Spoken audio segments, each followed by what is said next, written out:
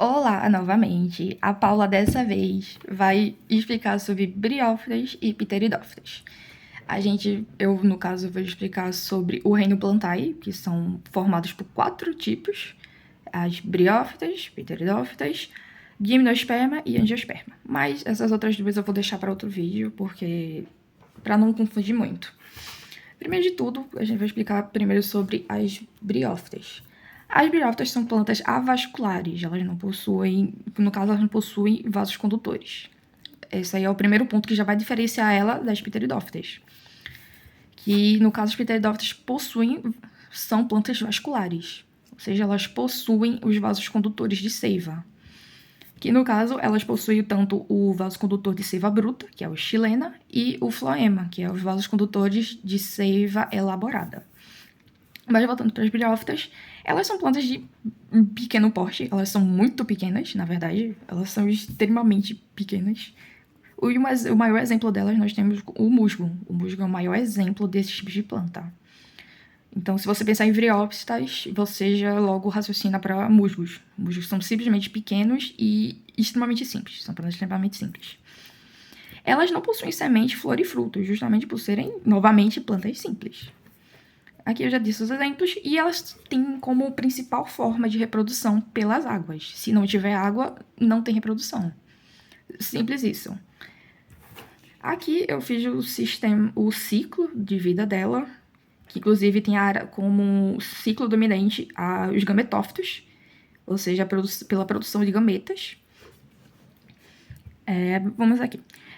Na parte dos esporófitos, a planta vai produzir, tem a cápsula, e dessa cápsulazinha vai sair os esporos, tanto que é por isso que se chama esporófitos.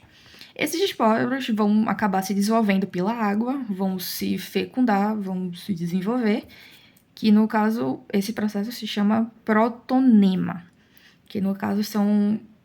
Não, peraí, desculpa, errei. Os esporos vão se desenvolver e vão para as protonemas, que no caso são esses daqui. Que no caso é os esporos se desenvolvendo. E o protonema é praticamente as células sexuais femininas. A partir disso, elas vão se desenvolver e vão gerar os gametófitos jovens, que é a metade da fase dela. Elas vão se desenvolvendo até gerarem os gametófitos maduros. Inclusive, eu esqueci de avisar, eu acho que eu esqueci de escrever também, que as raízes dela, ela não possui órgãos verdadeiros. E o que caralhos é órgãos verdadeiros? Os órgãos verdadeiros é o que a gente chama de caule, raiz e folha, no caso. As briófitas não possuem isso. No caso, se chama cauloides, rizoides e o outro eu esqueci o nome, mas acho que não vai ter tanta importância. Mas só lembrando que elas não possuem órgãos verdadeiros. São o que a gente chama de órgãos falsos. Pronto. Lembrando isso aqui, a gente tem a versão masculina e feminina. Aqui vão se desenvolvendo. E aqui é que vai começar o processo de que os gametas masculinos vão pela água corrente. Vão até o gameta feminino. E lá vão se fecundar. E quando se fecundam, a gente gera o zigoto, que é praticamente a fecundação. E dessa fecundação vai gerar uma nova briófita. E novamente vai começar o ciclo. Então, o ciclo dela é bem simples. Inclusive, não precisa tanto focar nisso, apenas nas partes principais dos esporos, você saber que ela utiliza os poros e não grão de pólen.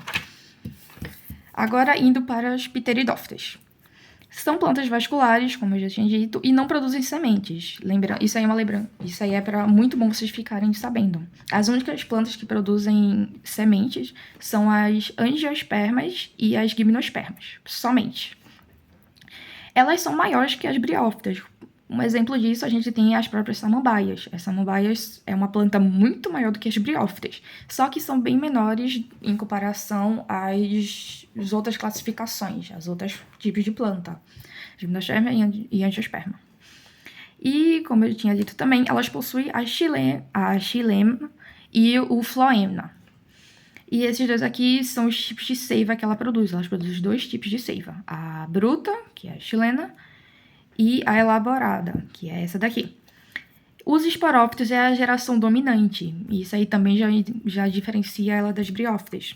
já que os das briófitas, como eu tinha dito, é os gametófitos. Elas também produzem, elas têm os órgãos verdadeiros, que no caso elas possuem raízes, caule e folhas. São órgãos verdadeiros. Além disso, elas também têm, assim, no caso, como os briófitas, elas têm a reprodução pela água. Sempre vai precisar da água. Só que, diferentemente das briófitas, os gametas masculinos são flagelados. E o que caralhos é flagelados? No caso aqui, os gametas masculinos possuem como se fosse uma cauda. Aí quando os gametas masculinos vão para a água, eles começam, tipo, a balançar o rabo, no caso, até chegar no gameta feminino e ocorrer a fecundação. E como eu disse aqui, a principal exemplo que a gente tem são as samambaias. Isso aqui. E aqui a gente tem o ciclo de vida delas. Como, por exemplo, a gente começa daqui com os esporófitos. Com os esporófitos masculinos. Foi mal, eu tive que parar porque meu avô chegou. Mas sim, eu não me lembro exatamente onde eu parei, mas eu acho que eu parei nessa parte aqui de esporos, então eu vou continuar daqui. Isso aqui são os esporos maduros, que a gente vai começar daqui. Deixa eu ver. A gente vai começar desses daqui, esporos maduros. Aí isso aqui é uma folha de samambaia. Quem vocês não sabem, as samambaias são assim. Elas são umas folhas bem finas, uma do lado da outra. Só que nessas folhazinhas, quando a gente se aproxima bem melhor, tem essas bolinhas aqui, que a gente chama de soro, que no caso a gente chama de soro. E nesse soro aqui, a gente tem onde ficam os esporângios. Que no caso são essas bolinhas aqui, que vão funcionar da mesma forma que os esporófitos. Que no caso, dentro delas ali vai ter os esporos, e esses esporos vão sair, que aqui no caso é os gametas, elas vão virar os gametas, e desses gametas, elas vão chegar até o gameta feminino e vão se desenvolver, que no caso aqui elas estão nas rizoides. Aqui, quando ela chega nas rizoides, ela vai chegar até a oosfera. O que são as oosferas? São praticamente os gametas femininos para fecundados, entendeu?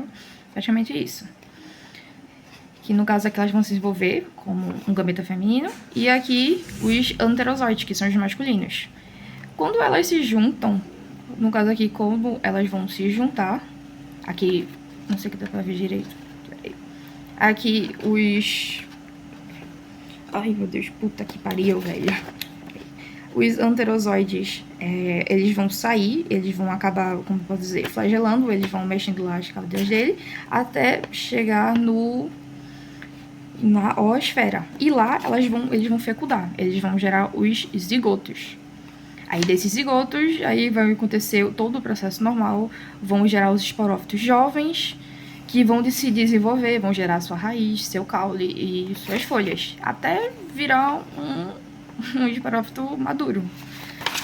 Isso aqui é o ciclo de vida deles. Se vocês não entenderem, eu posso amanhã, durante a aula, tentar explicar de uma forma melhor. Eu não sei muito bem explicar por vídeo. Pronto, esse aqui é praticamente o resumo das duas. Mas o que vão diferenciar elas duas? Durante o vídeo eu diferenciei, mas aqui eu vou dedicar somente para diferenciar as duas. Primeiro de tudo, tanto que na prova não, no simulado, teve uma questão que estava... No simulado não, perdão, desculpa.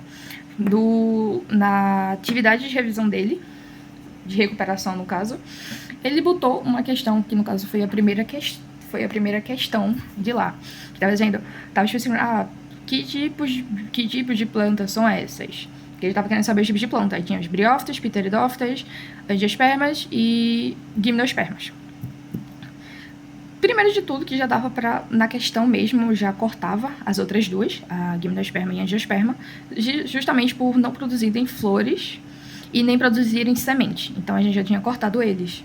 E tinha restado somente briófitas e pteridófitas. E muita gente, eu tava vendo, quando tava conversando com vocês, eu vi que muita gente tava colocando pteridófitas.